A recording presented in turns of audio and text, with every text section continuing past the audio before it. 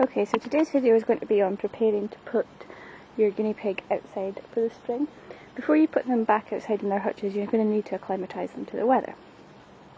So first I'm going to show you a few different runs that I have. I have this one here.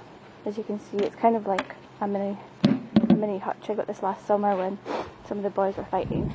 So it's got a little indoor bit, and it's got this here. And of course, one of the first things you have to do is make sure that your run isn't falling apart, rotting, anything like that. Mine all need re-varnished, but apart from that, they're in good condition.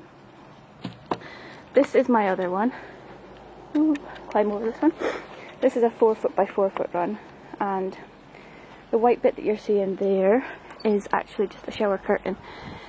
The guinea pigs were out the other day, and I was going out for the day, and it was still really nice and warm. I wanted to leave them out, but it seemed like it was going to rain, so I put this over the top just in case.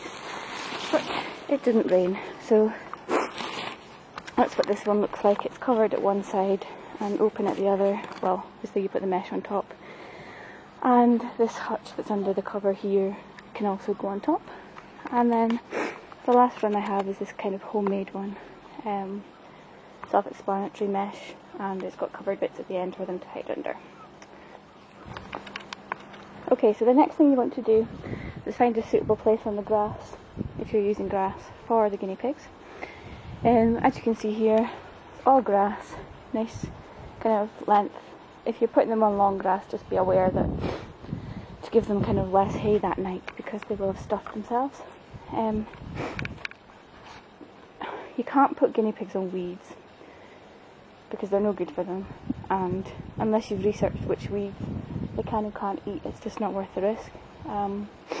The other thing they can't go over is daisies, so either you're going to have to remove them by hand or have them cut out by the lawnmower. So yeah, a nice suitable place, not in, if you live somewhere hot, which I don't, not in sort of direct sunlight, because they can easily get sunburn. Yeah, so that's all I want to say about positioning. Obviously we've got plenty of grass here, we've got the garden, and don't underestimate how much they will eat. People seem to think that a rabbit will eat quite a lot, but actually guinea pigs eat a lot. For example, if I take you down to where they were the other day down here, I'll show you just how much they ate. So here you go, as you can see, kind of balded out the grass there. If I zoom in, like bald, not just eaten down completely. You know, they will eat a lot of grass, and you have to take that into consideration as well when you take them back in and feed them, or put them back in their hutch and feed them, to give them a little bit less. Okay, so the next thing I want to talk about is accessories. You can put anything you like in your run, any of your guinea pig's favourite toys, shoes, whatever. At the moment, because it is actually spring, and you know, the air could get damp, or the grass might still be a bit wet, or the ground cold or anything, what I do is as you can see here, I put down a rubber mat. This is just an old car mat, and then I put a hut on top, so they can go and hide in there if they're starting to feel a bit chilly, if I'm not around to take them in, or you know, just so they're off the damp grass. It's nice for them to have somewhere to go that's not grass.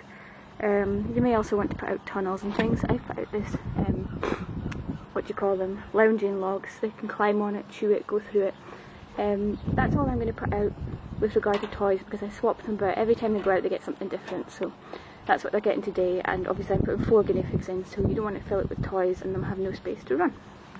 Okay, and the final preparation I'm making before the guinea pigs go out is, just because they're outside doesn't mean you don't feed them. You may feed them less, but it doesn't mean you don't feed them at all. So what I do is I put in their pellets and their water bottle, because eating grass is just like eating hay, so they do still get fed. And as you can see, my water bottle is dripping, but water is essential, especially if they start getting warm or they're running around all day. They need their water, so don't forget it. And then obviously the last thing you need to do is put your guinea pigs in. So in here we have Mac,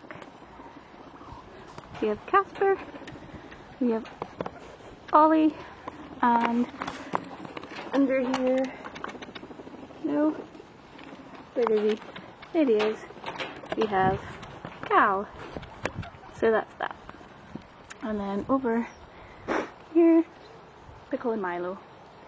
So once you're happy with the setup and they seem happy outside, you want to put your lids back on.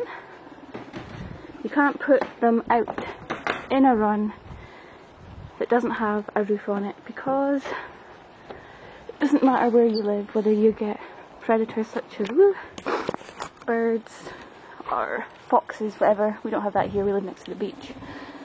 But we have birds of prey, we have seagulls, cats, I guess dogs could in the odd chance, but yeah, they can't be out, sorry I'm puffed, in a run that doesn't have a lid on it, not even if you're out supervising, because you may turn away and then bye bye guinea pig.